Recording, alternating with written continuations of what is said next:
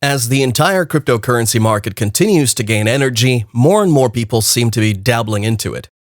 As such, much of this crowd continues to get excited about a new digital financial system designed atop one of the greatest innovations of the 21st century, which is none other than blockchain technology. In the wake of the introduction of newer projects from this emerging digital market comes one project of grave importance to the entire financial ecosystem: the Ripple Labs project and its native asset XRP.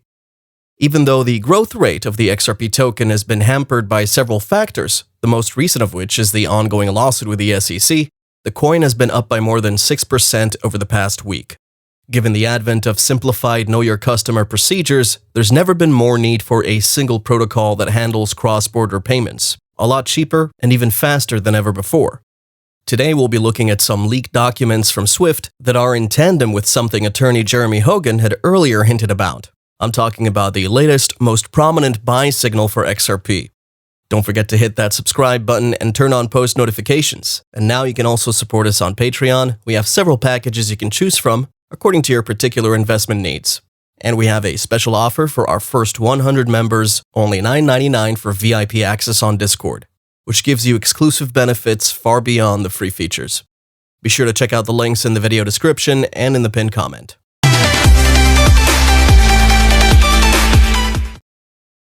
For early adopters of XRP, the case with the SEC was not much of a surprise.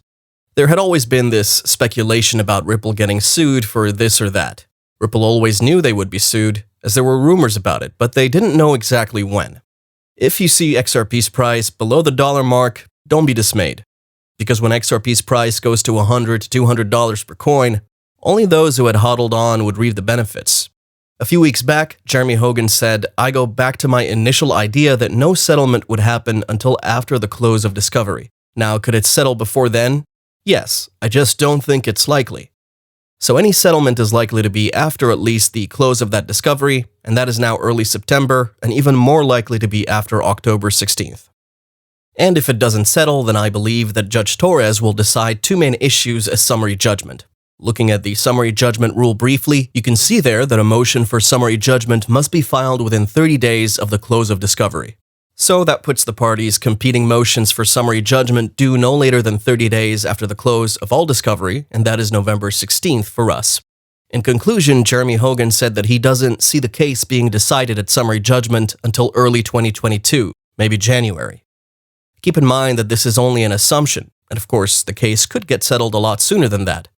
Pertinent to add that the longer the lawsuit drags on, the bigger the profits propensity, because then we would be able to differentiate between actual XRP supporters and the weak hands, as the latter is bound to fall off the train as time flies. Okay, going over to the SWIFT leaked documents from the Global Live Vendor webinar on WebEx about 2 months ago. Zooming in on the product delivery timeline and bearing in mind the proposed settlement date attorney Jeremy Hogan had talked about, which is most likely going to happen on November 16th of 2021. That puts us in the fourth quarter of the year. As we can see, it says down here, do not share without SWIFT's prior written consent. So back to what I wanted to share with you guys. The GPISO pilot would be right around the fourth quarter of 2021, around October, November. On the flip side, we've got the Bank of England, Singapore, and Thailand working with Ripple. Some of them work directly with a crypto-based fintech company, such as the Bank of England. And now we have the same banks on the SWIFT timesheet. What does that mean for Ripple? At the end of the day, we have to take every piece of information we get off Ripple and anything related to the company pretty seriously. But with this, you can see that Ripple is well on the right path, if they can attract the same partners as their number one rival, SWIFT. Now, I know we've heard that there are many similarities between these two platforms. They both provide cross-border payment settlement hubs. Only they're brought to life from different generations. According to Ripple's CEO, the United States is the only country on the planet that has suggested that XRP is a security.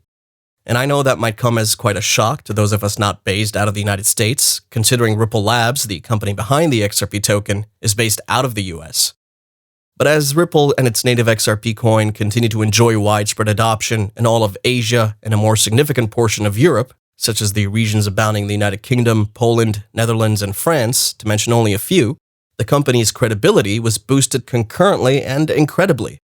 Ripple, its RippleNet arm, a network of over 300 financial institutions alongside the XRP coin, became headlines, mostly thanks to the SEC's ill-conceived case against the San Francisco-based fintech startup. Spreading its reach across the world, the Ripple platform peaked to a point where it's proposed to be the standard for cross-border payments soon.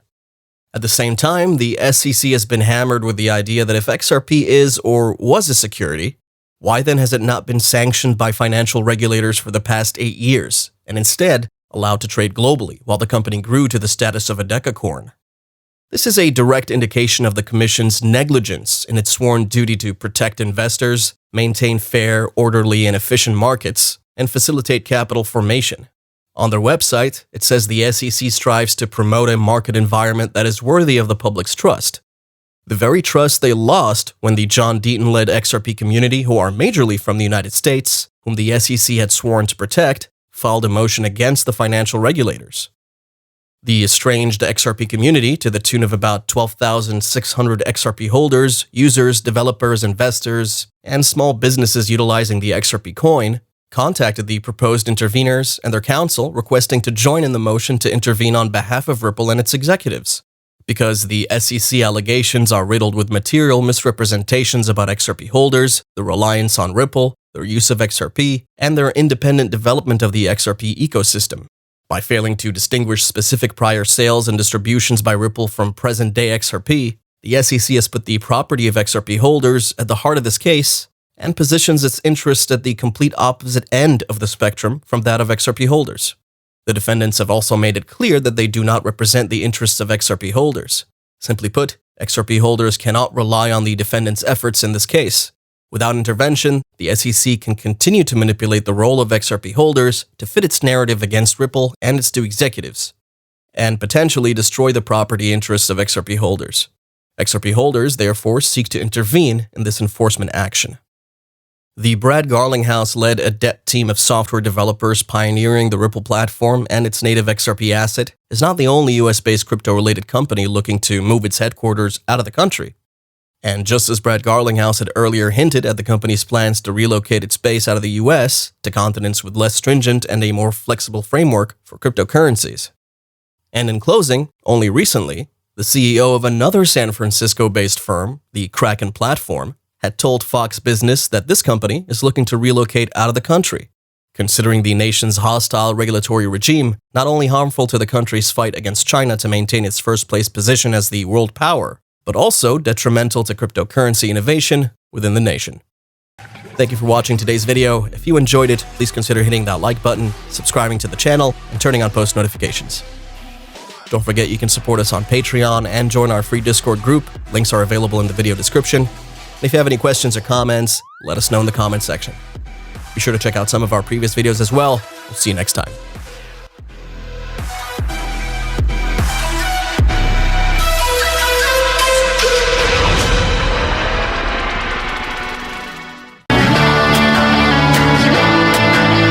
Hollywood Carson.